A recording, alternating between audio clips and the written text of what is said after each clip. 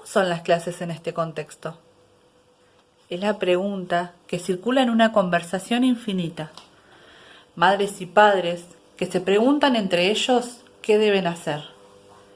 Docentes que buscan distintas maneras para poder llegar a todas las familias. Y la palabra que nos tiene a todos y a todas desconcertadas. Accesibilidad.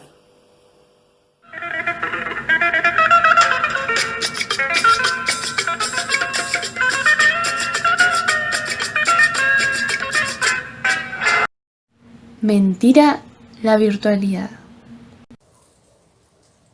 En tiempos de pandemia y de aislamiento social, preventivo y obligatorio, se suspendieron las clases presenciales para todos los niveles educativos.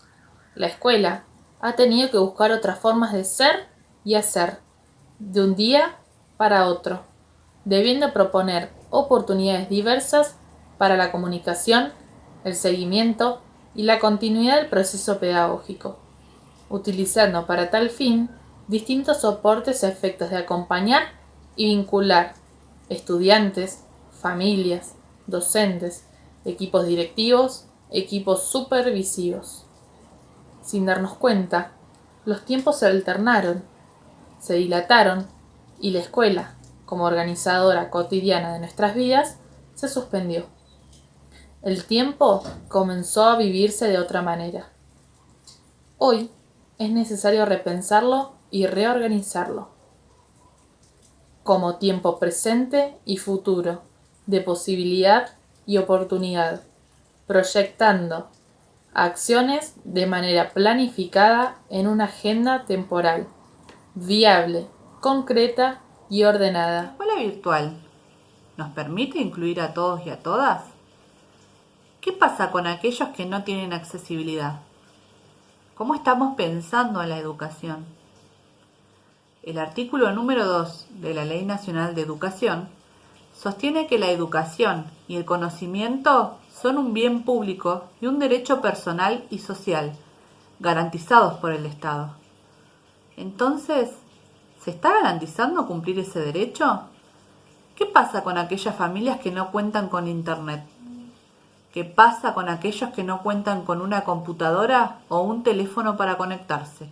Como dice la ley, algunos de los fines y objetivos de la política educativa nacional son: asegurar una educación de calidad con igualdad de oportunidades y posibilidades, garantizar la inclusión educativa a través de políticas universales y de estrategias pedagógicas y de asignación de recursos que otorguen prioridad a los sectores más desfavorecidos de la sociedad, garantizar en el ámbito educativo el respeto a los derechos de los niños, las niñas y los adolescentes establecidos en la Ley número 26.061. Garantizar a todos y a todas el acceso y las condiciones para la permanencia y el egreso de los diferentes niveles del sistema educativo, asegurando la gratuidad de los servicios de gestión estatal en todos los niveles y modalidades. Entonces, ¿qué pasa con esos niños que no tienen acceso a Internet? ¿Y sus derechos? ¿Cómo lo garantizamos? Pensamos en los cuadernillos que le brinda el Estado, pero ¿cómo sabemos si a todas las familias les llegan esos cuadernillos? ¿Qué pasa con la madre o el padre que no sabe leer y escribir? ¿Cómo le enseña a sus hijos? ¿Qué pasa con esas familias que tienen que trabajar? ¿Cómo los ayudan con sus tareas? Pensamos que la educación de hoy en día es excluyente, no incluye a todos, porque los que no pueden acceder se quedan afuera y los que no pueden cumplir también. ¿Qué pasa con los tiempos si sos padre o madre trabajadora? Se divide en las 1000 tareas que tenés en el día. Y si además tenés más de un hijo o hija, se complejiza aún más. Si además de esto sos docente, tenés que vivir pegado a la pantalla.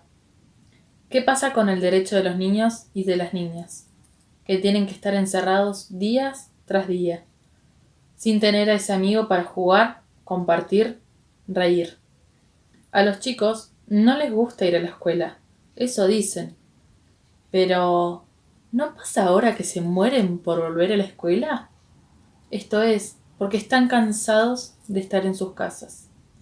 Es tan importante el vínculo con un otro, que además de compartir el aula, lo que se extraña es el recreo. ¿Qué pasa con la creatividad, con el deporte, con la gente que vive en departamentos y tiene muchos niños? Las tareas en casa no son iguales, porque no se puede compartir con otro amigo, no se puede jugar con ese amigo, y si volvemos a preguntarnos, ¿qué pasa con los derechos de los niños y de las niñas? ¿Tenemos que pensar en una nueva niñez? ¿Tenemos que pensar en una nueva escuela? ¿Cómo queremos que sea esa nueva escuela? ¿Cómo imaginamos ese aula? ¿Cómo son las aulas ahora? ¿De qué manera se enseña y se aprende? ¿Qué pasa con las clases virtuales? Las llamadas por Zoom, por Meet, entre otras. Bruno, ¿cómo estás? Bruno, ¿me ves? ¿Sí? ¿Estuviste practicando las vocales? ¿No? Bueno, ¿las practicamos juntos? ¿No, no querés? A ver, empecemos con la A. A ver, A, decía. ¿No sabés qué es eso? Dale, no, hacé la tarea, hacele caso a la señora Maca, porque así no vas a aprender nada. No sé. Sentate, quédate quieto. No. A ver, probemos en decir las vocales, a ver. A ver, A, E. No sé. Y a ver, repetí conmigo, a ver. A.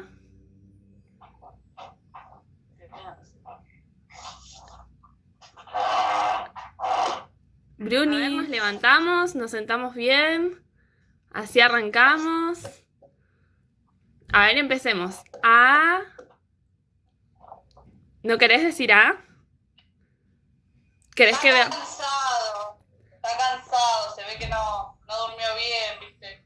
Le cuesta un montón. Dentro de estos mundos educativos se encuentra la educación artística, más precisamente el arte, la música y la danza.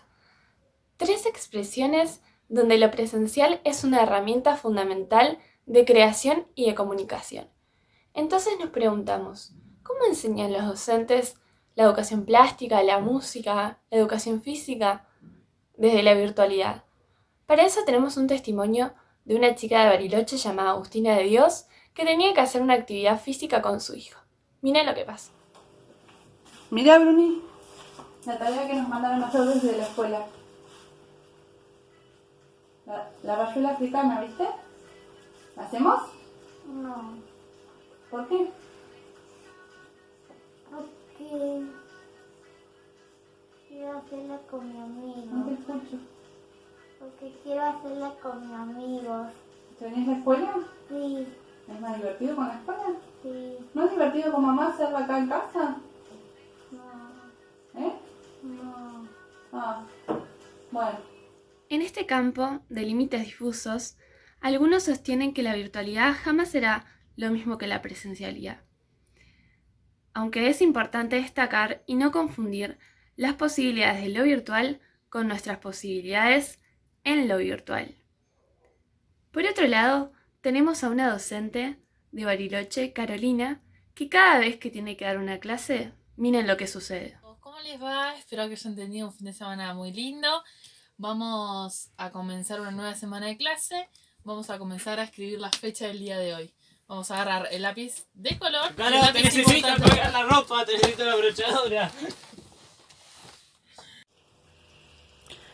En el decreto que salió en estos últimos días, dice que en este marco el Ministerio de Educación y Derechos Humanos, Consejo Provincial de Educación, junto a las escuelas, las y los docentes y las familias, comparten responsabilidades y esfuerzos en el sostenimiento de la continuidad pedagógica, en el periodo de suspensión de clases, con el fin de poner a las y los estudiantes en mejores condiciones para reanudar la escolaridad, reconociendo que estas acciones no reemplazan la actividad escolar, el vínculo que se establece en la escuela con las y los docentes y con sus pares, ni tampoco la experiencia social del aprendizaje con otros.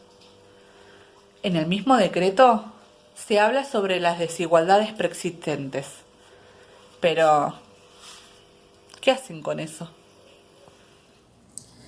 Se habla sobre acordar un encuadre provincial del trabajo pedagógico sobre la evaluación del aprendizaje, con el objetivo de aplicar variados recursos pedagógicos que den cuenta de un proceso formativo que interprete la singularidad de la enseñanza y el aprendizaje, desplegada durante este periodo, evitando toda acción estigmatizante en relación a las trayectorias escolares de los y las estudiantes. ¿Qué quiere decir esto? ¿A qué apunta? ¿Dónde pondrán el ojo? ¿En los contenidos o en la trayectoria? ¿Se puede pensar de otro modo la acreditación de los estudiantes? Cuando pensamos esto, pensamos en otros métodos. Poner en cuestión el sistema educativo nos da pie a pensar un nuevo cambio. Ahora pensamos, ¿cómo será la educación después de la pandemia? Lo importante ahora es pensar en nuestros estudiantes. Empezar a pensar métodos de enseñanzas innovadores, desde los lenguajes artísticos, musicales, crear desde la imaginación, desde el conocimiento propio, desde los cuentos, la música, dejarlos crear. Es común escuchar que el cuerpo históricamente ha estado ausente en la escuela. Entre las razones para justificar dicha afirmación, se ha sumado que las disciplinas escolares que supuestamente han centrado la atención en el cuerpo, como educación física, actividades lúdicas, deportes, gimnasias, ejercicios físicos, excursionismo, vida en la naturaleza, han sido consideradas de poco valor y de menor prestigio con relación a las otras asignaturas escolares en el dispositivo escolar. Hoy, el cuerpo sigue estando ausente en la escuela. Pero, ¿qué pasa con el cuerpo estando encerrados en nuestras casas? Las actividades que mandan de la escuela en relación al deporte, al juego y a la creatividad son escasas. Y no solo pasa eso, sino que no se pueden compartir con un otro. Tampoco se puede interactuar o trabajar en conjunto con algún amigo, amiga, compañero o compañera. ¿Qué pasa con los vínculos, con las charlas, con las risas? ¿Qué pasa con verse? ¿Cómo nos imaginamos un reencuentro? Esto mismo lo relacionamos con una investigación sobre el recreo en la escuela primaria. ¿Cómo hacemos estos recreos en nuestras casas? ¿Existen los recreos en las clases virtuales? ¿Cumplen la misma función? Pellegrini y Smith definen el recreo como un rato de descanso para los niños y niñas, típicamente fuera del edificio. En comparación con el resto del día escolar, el recreo es un tiempo en que los niños y las niñas gozan de más libertad para escoger qué hacer y con quién. Pero no sucede lo mismo en la virtualidad. Dijes discute la investigación sobre el recreo y su relación con el aprendizaje, el desarrollo social y la salud infantil, además de la investigación sobre temas relacionados con implicaciones en las políticas de recreo, tales como la necesidad de descanso y la actividad física. Ahora, en cuarentena, ¿se cumplen con esos momentos? ¿Las familias tienen tiempo de recreación? ¿El tiempo pasado en el juego o el aprendizaje activo disminuye el logro académico? Una investigación llevada a cabo en escuelas francesas y canadienses durante un largo plazo de 4 años demuestra efectos positivos del tiempo pasado en actividad física. Pasar una tercera parte del día escolar en la educación física de variada formalidad en el arte, la música, resultó vigor físico aumentado, actitudes mejoradas y leves mejoras en notas de exámenes. Estos resultados son conscientes con los hallazgos de una meta-análisis de casi 200 estudios sobre el efecto del ejercicio en el funcionamiento cognitivo, que sugiere que la actividad física apoya el aprendizaje. El recreo podría ser la única oportunidad de algunos niños y niñas para participar en interacciones sociales con otros niños o niñas. En muchos salones de clases se permite muy poca interacción. Por eso, creemos que cuando le preguntamos a los niños ¿qué es lo que más extrañan de la escuela?, nos contestan el recreo. La investigación que está disponible sugiere que el recreo puede tener un papel importante en el aprendizaje, el desarrollo social y la salud de los niños de primaria. Aunque hay argumentos en contra del recreo, ninguna investigación apoya claramente su ¿Te ausencia. gusta estar acá en casa? No, ¿No te gusta hacer la tarea acá? no, ¿Dónde querés estar? en la escuela, ¿Por qué? porque ahí tengo amigos. ¿Y extrañas a tus amigos? Sí, ¿Cuánto? un montón. ¿Qué más extrañas? ¿Qué es lo que más te gustaba hacer en la escuela? Creo, ¿El recreo? ¿Por qué? porque era muy divertido. Era divertido. ¿Qué podías hacer ahí? Jugar ¿Con quién? con amigos. ¿Y acá? ¿No podés jugar? No, ¿Por qué? porque no hay amigos. No hay amigos. Bueno.